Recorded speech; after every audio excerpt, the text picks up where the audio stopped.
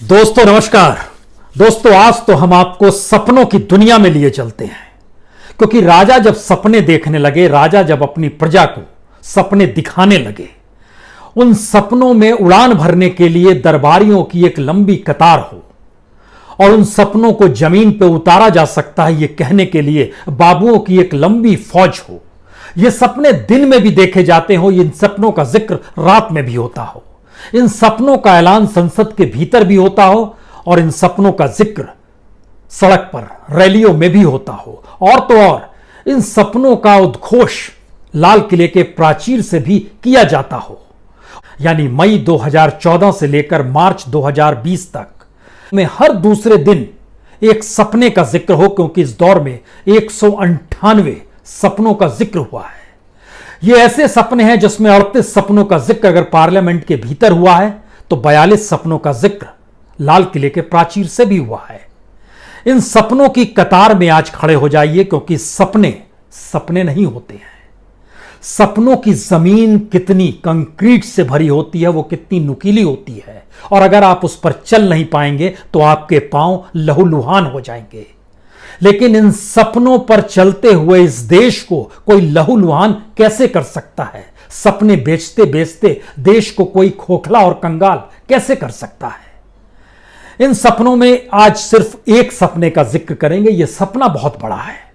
इस सपने का जिक्र 2015 में पहली बार किया गया था, 25 जून को, जब कहा गया था हमने सपना देखा है कि जब आजादी के 75 बरस हो तब हिंदुस्तान के गरीब से गरीब का भी अपना घर हो। और इस बात का जिक्र किया गया था कि 2022 में हर किसी के पास अपना घर होगा। इसका नाम दिया गया था प्रधानमंत्री आवास योजना। तो आज इस एक सपने को आप जी लीजिए और जरा समझ लीजिए ये देश काम कैसे करता है, ऐलान कैसे करता है, और उसको जमीन पे उतारने के तरीके क्या होते हैं, दस्तावेज कैसे तैयार किए जाते हैं, बाबू जमीन पर कैसे उतारता है, दरबारी कैसे वाह वाह कहते हैं और राजा मदमस्त हो जाता है। इन सपनों की फहरिस्त में 25 जून 2015 को इस बात का जिक्र किया गया कि 2022 तक 1 करोड़ 12 लाख घर बन जाएंगे। और ये सारे जिक्र जो हम कर रहे हैं ये सरकार के डॉक्यूमेंट्स के आधार पर है, जो कि इस देश के भीतर में प्रधानमंत्री आवास योजना की पूरी एक रिपोर्ट तैयार की गई। उसमें इस बात का जिक्र किया गया कि बरस दर बरस कैसे कैसे इस देश के भीतर में घर बनते चले जाएंगे। 2015 में 7,26,000 घर बनेंगे, 2016 में लगभग 16,76,000 घर हो जाएंगे, 2017 में 41 लाख घर बन चुके होंगे, 2018 में 80 लाख से ज्यादा घर बन जाएंगे, और 2019 जो पिछले बरस था तकरीबन 103 लाख यानी 1 करोड़ 3 लाख घर बन चुके होंगे, और टारगेट है 1 करोड़ 12 लाख घर का। और सरकार की अब जो रिपोर्ट आई है इस बात का जिक्र किया गया है कि 32 लाख घर बन गए हैं। नियम से बनने चाहिए थे लगभग 1 करोड़ घर, लेकिन बने हैं 32 लाख घरों का जिक्र है। हमें लगा कि वाकई 32 लाख घरों को भी अगर मान लिया जाए कि ये बन गए हैं तो भी स्थिति इस देश के भीतर की होगी क्या। और इसके लिए जब एक एक पन्ने टटोलने शुरू किए और इस बात का जिक्र शुरू हुआ कि आखिर घर बनते कैसे हैं, किनके लिए घर बनाए जाते हैं, किन्हें कितनी छूट दी जाती है, उन घरों को खरीदने वाले लोग कौन होते हैं, और क्या वाकई घर बन रहे हैं या सब कुछ हवा में है। इन बातों का जिक्र इसलिए बड़ा महत्वपूर्ण है क्योंकि इस घरों को बनाने के लिए जो पूरा प्रोजेक्ट बनाया गया उस पर खर्च तकरीबन 6,13,000 करोड़ का था। इसका जिक्र 2015 में कर दिया गया था। हर बजट में एलोकेशन किया जा रहा था और बजट के बाहर पैसा देना पड़ता था तो उसकी भी व्यवस्था का जिक्र हो रहा था, और इसका जिक्र बार बार हो रहा था कि हम इस रूप में इतना पैसा देंगे। जैसे पिछले बरस जो 64,000 करोड़ रुपए 64,000 करोड़ रुपए 2019 में जो दिए गए, बजट में जिक्र किया गया था 26,000 करोड़ का, और उसके बाद कहा गया कि बाकी 38,000 करोड़ यानी 38,000 करोड़ जो है ये EBR यानी एक्स्ट्रा बजटरी रिसोर्स के जरिए दिया जाएगा।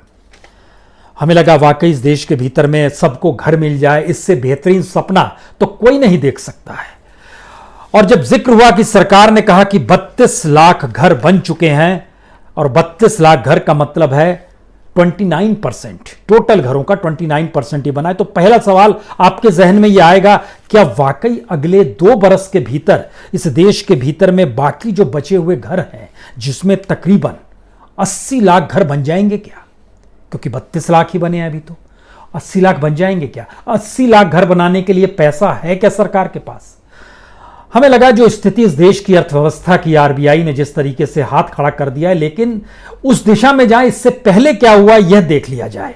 और इसको जब देखना समझना शुरू किया तो आपको जानकर यह हैरत होगी कि 2015 ऐलान के दिन से लेकर 2020 तक जो पैसा सैंक्शन किया गया वह था 3,90,752 करोड़। एक लिहाज से यह रकम बहुत बुरी नहीं है, क्योंकि जब पूरा प्रोजेक्ट ही अगर 6,13,000 करोड़ का है तो 3,90,000 करोड़ रुपए सैंक्शन किए गए, इससे बेहतर क्या हो सकता है? वाकई कुछ नहीं हो सकता है। लेकिन उसका अगला डॉक्यूमेंट बता रहा था कि रिलीज उतना नहीं किया गया, रिलीज किया गया 1,48,820 करोड़ रुपए, यानी लगभग जो बताया गया उसका लगभग 30% रिलीज किया गया। अब सवाल था कि अगर इतना रिलीज कर दिया गया तो कितने मकान बनेंगे, लेकिन रिलीज किया गया, लेकिन यूटिलाइज कितना हुआ यह भी सरकार का ही डॉक्यूमेंट बतलाता है। कुल मिलाके बीते 5 बरस में जो प्रधानमंत्री आवास योजना थी, पैसों का यूटिलाइजेशन हुआ है सिर्फ 84,442 करोड़, यानी 84,442 करोड़, यानी कुल रकम का सिर्फ 14%। यानी एक प्रोजेक्ट तय किया गया, उसकी एक कीमत तय की गई।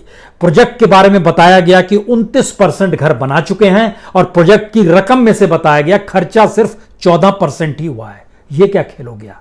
वक्त बीतने के साथ तो पैसे की कीमत और ज्यादा कम होती चली जाती है, कीमतें और महंगी होती है। यहां तो खेल उल्टा है, जितना पैसा दिया जाना चाहिए उसका पैसे का जो यूटिलाइजेशन था वह भी कम था। तो 14% के खर्च में 29% घर कैसे बन सकते हैं, यह पहला हिसाब। लेकिन बाबुओं ने यह कमाल कर दिया, दरबारियों ने आंख मूंद ली, क्योंकि 32 लाख घर बन गए और सिर्फ 84,442 करोड़ में बने, जबकि उस पर खर्चा आता है 1,77,770 करोड़। इतने खर्च होने चाहिए तभी इन मकानों को बनाया जा सकता है, अन्यथा बड़ा मुश्किल है मकान को बनाना। पहला हिस्सा तो ये रहा आपके सामने। जो इम्पॉसिबल सी चीज थी वह, यानी झूठ क्या बोला जा रहा है, 32 लाख घर झूठ बोले जा रहे हैं, वही बोले जा रहे होंगे, क्योंकि जो यूटिलाइजेशन पैसा है वह तो सरकार का बही खाता है। उस बही खाते में इस बात का जिक्र है कि हमने इतना सैंक्शन किया, इतना रिलीज किया, इतना यूटिलाइज हुआ। यह पहला हिस्सा था। दूसरा बड़ा हिस्सा क्या है इस देश के भीतर में, जो सपने देखे जा रहे थे, उन सपनों में बहुत चीजों का जिक्र था। उसमें कहा गया था कि ये जब मकान बनने शुरू होंगे, cement company, iron and steel company, frame और फर्नीचर की बनाने वाली company, transport, electricals, paint, plumbing equipment, सभी जगहों पर बड़ी तेजी से प्रोडक्शन होने लगेगा, काम होने लगेगा। लेकिन मौजूदा वक्त में जब इन इंडस्ट्रीज की हालत हमने देखी तो कमोवेश हर जगह जो काम हो रहा है सिर्फ 10 से 18% के बीच में काम हो रहा है, बाकी जगहों पर ताला लगा हुआ है। और यह काम उस तमाम इंडस्ट्रीज के लिए हो रहा है जो इंडस्ट्रीज इस मौजूदा वक्त में रियल एस्टेट को निजी तौर पर भी जुड़ी हुई है, दूसरे इंडस्ट्री को भी जो माल चाहिए उससे भी जुड़ी हुई है। यानी यहां भी चीजें ठप हो गई। इतना ही नहीं, इस बात का भी जिक्र किया गया कि हम कितना रोजगार पैदा कर देंगे। इसमें बाकायदा हर बरस का जिक्र किया गया। 15-16 में 2015-16 में शुरुआत हुई उसकी, कहा गया हम लोग तकरीबन 11 लाख नौकरियां पैदा कर देंगे। 16-17 में लगभग 9 लाख पैदा कर देंगे। 17-18 में 23 लाख पैदा करेंगे। 18-19 में लगभग 17.5 लाख नौकरियां हो जाएंगी, और 19-20 आते आते लगभग 60 लाख, यानी सब मिला दीजिएगा तो लगभग 1.25 करोड़ नौकरियां इस प्रधानमंत्री आवास योजना के तहत हो जाती। लेकिन मौजूदा वक्त में स्थिति यह है कि 1,20 लाख लोगों को नौकरी तो दूर है, 20 लाख लोगों के पास भी नौकरी नहीं है जो कि इसको बना रहे हों। इसमें डायरेक्ट और इनडायरेक्ट तक का सपना देखा गया। डायरेक्ट तौर पर जिनको नौकरी होगी उनकी संख्या 38,85,000 होगी। जो इनडायरेक्ट वे में काम कर रहे होंगे उनको लगभग 80,15,000 इनडायरेक्ट वे में काम करेंगे। कुछ भी नहीं हो रहा था, लेकिन सपने देखे जा रहे थे। और सपनों का जिक्र इसलिए महत्वपूर्ण है क्योंकि इन सपनों का जिक्र करते हुए कहा गया 2022 तक इस देश में कोई गरीब बिना घर के ना रहे। हाउसिंग फॉर ऑल, सबके लिए घर, यह हमारा सपना भी है और यह संकल्प भी है। ये गजब का सपना था और गजब का संकल्प था जिसका जिक्र बार बार किया जा रहा था और हमें लगता है इन शब्दों को दरबारियों ने लिखा होगा। दरबारियों ने लिखा, राजा ने कह दिया। हम इसलिए इस बात का जिक्र कर रहे हैं क्योंकि दरबारियों ने या नौकरशाहों ने राजा को इस बात की जानकारी नहीं दी कि इस देश के भीतर में जो ओवरऑल रियल एस्टेट की स्थिति है वो बड़ी खराब हो चली है, जो ठप पड़ा हुआ है और इतनी बड़ी तादाद में वहां पर घर खाली पड़े हुए हैं कि उनको लेने वाला कोई नहीं है।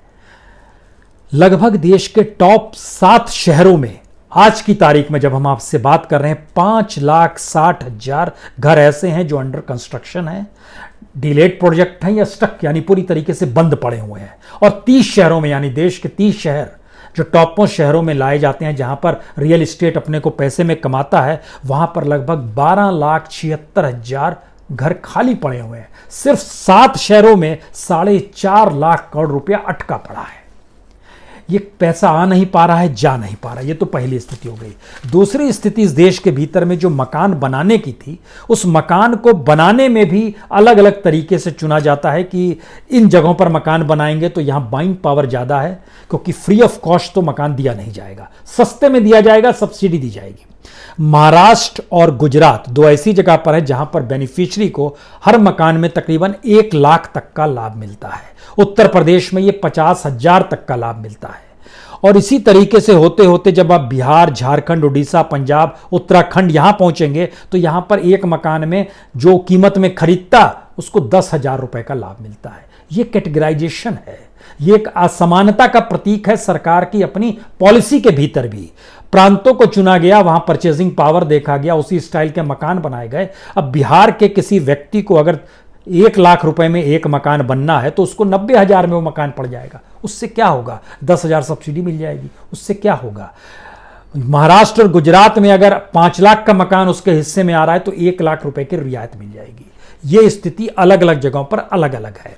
हरियाणा, छत्तीसगढ़, तेलंगाना, आंध्र प्रदेश, बंगाल, यहां पर 10 से 25,000 की सब्सिडी है। ये अलग अलग जगहों पर अलग अलग सब्सिडी दी गई है। सवाल सिर्फ इतना था कि जो सपने देखे गए और जिन सपनों को दिखाया गया कि हर किसी को घर दे दिया जाएगा, अगर उसकी ऐसी स्थिति आ गई है तो इसका मतलब है कि हर प्रोजेक्ट में ये स्थिति होगी।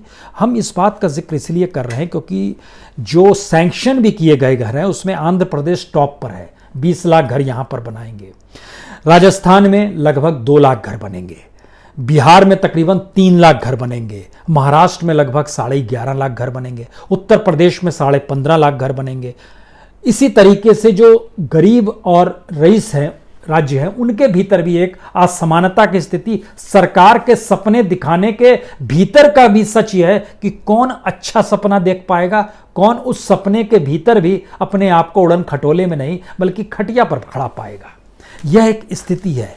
इन सपनों की फहरिस्त हमें लगता है इसलिए बड़ी महत्वपूर्ण है। जो लोग रोजगार से सीधे सीधे जुड़े हुए हैं, जो नौकरी करते हैं, जो ब्यूरोक्रेट्स हैं, उनके बारे में तो अभी नहीं कह सकते हैं। इन सपनों की फहरिस्त में हमको लगता है इन सपनों का जिक्र बार बार किया जाएगा, हम लोग करेंगे हर योजना के तहत, लेकिन इसका एक दूसरा हिस्सा खाली देख लीजिए, समझ लीजिए। इस देश के भीतर में जो भी सरकार के मातहत काम करने वाले संस्थान थे, उन सबों की स्थिति में गजब की रफ्तार आ गई घाटे में चलने की।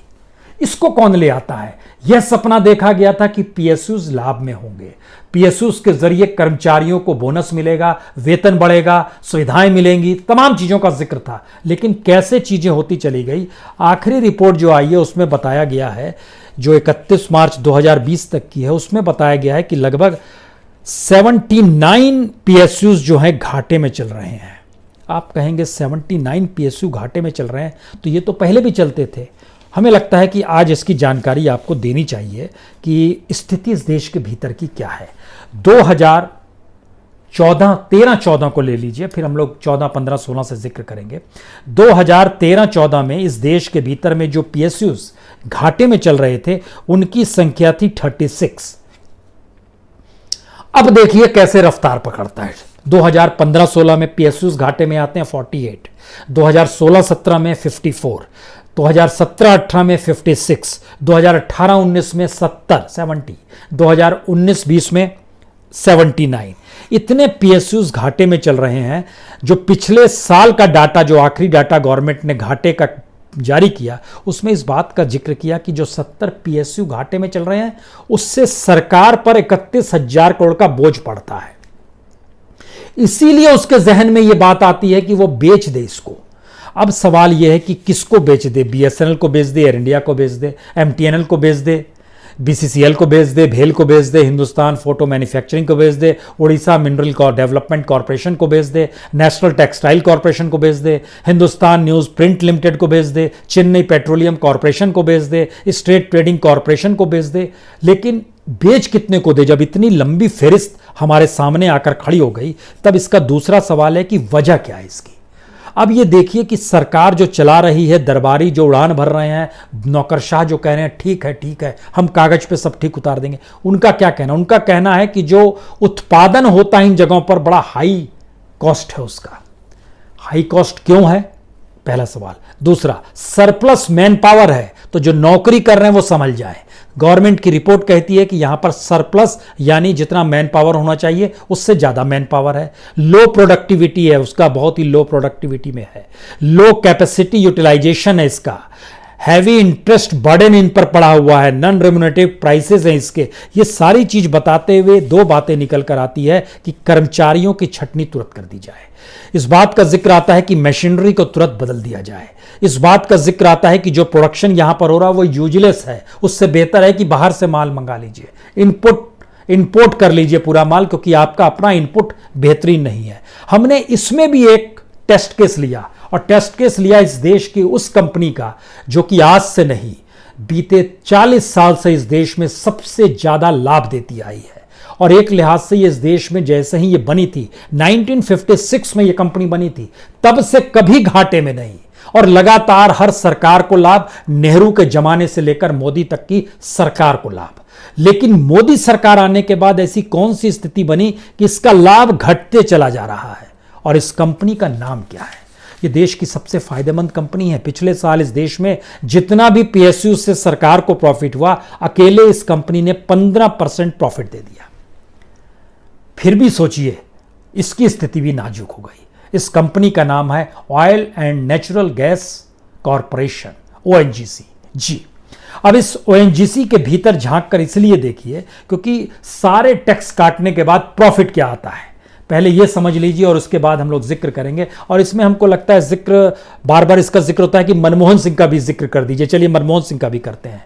2009 में इस कंपनी से सारे टैक्स वैक्स काट के पेमेंट करने के बाद इस कंपनी ने कमाए थे 161 बिलियन रुपया, यानी 16,100 करोड़।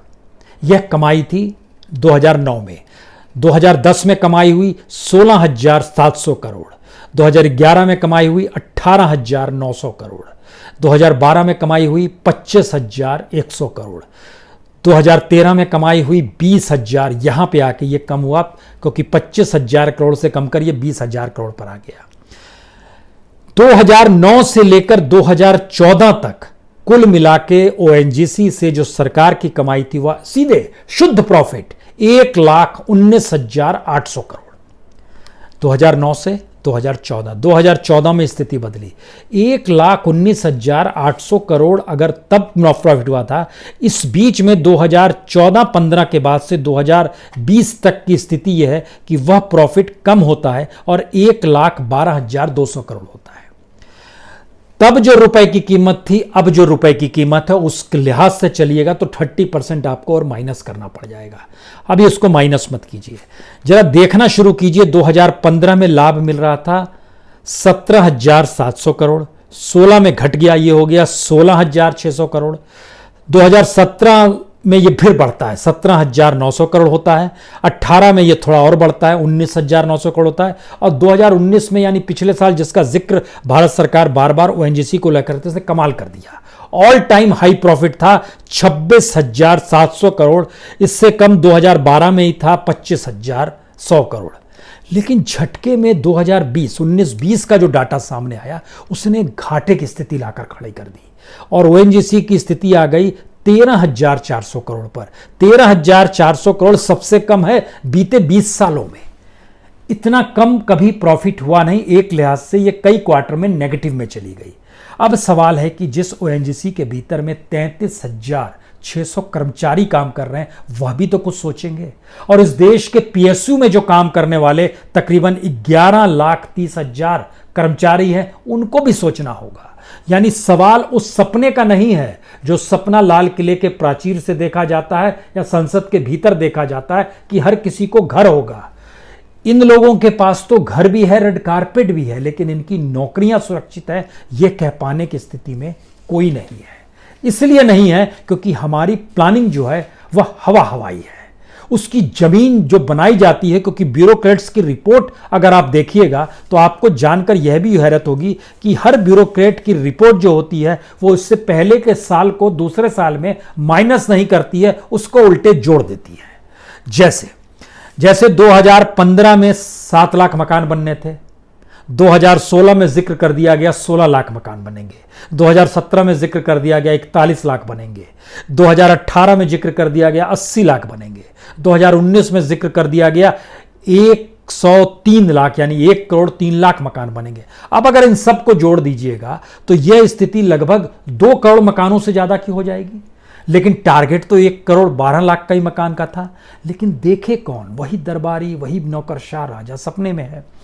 तो इसलिए बड़ी मुश्किल यह है कि आप किसी भी चीज को जब देख पा रहे हैं तो आखिरी सच हमको लगता है डराने वाला यह है कि इस देश के भीतर में जितनी बड़ी तादाद में रोजगार खत्म हो रहा है, और अब जो सीएमआई की रिपोर्ट आई है वो ये बताने के लिए काफ़ी है कि इस देश के भीतर में बीते 4 महीने में 12 लाख नौकरियां जा चुकी हैं।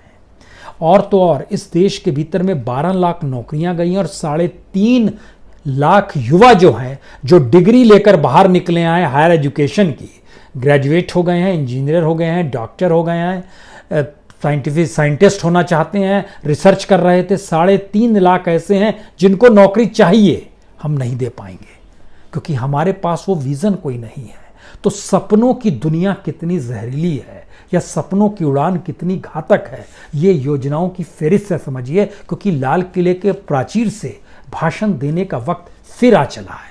और अब हमें लगता है कि आने वाले हर दिन में हम आपको एक सपना दिखाएं जो सपना देखा गया था, इस बात का सपना कि हम इस देश के भीतर को किस रूप में स्वर्णिम अक्षरों में लिखा देंगे और इस बात का ऐलान करेंगे कि मेरा देश बदल रहा है।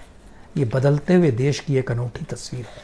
तो सपनों में खो जाइए या फिर सपनों की हकीकत को समझते हुए उस कंक्रीट की ज़मीन पर चलना शुरू कर दीजिए। इससे आपके पांव लहूलुहान नहीं होंगे। जो सपने दिखा रहा है उसको अपने पांव को देखने के लिए मजबूर होना होगा। बहुत बहुत शुक्रिया, बहुत बहुत शुक्रिया।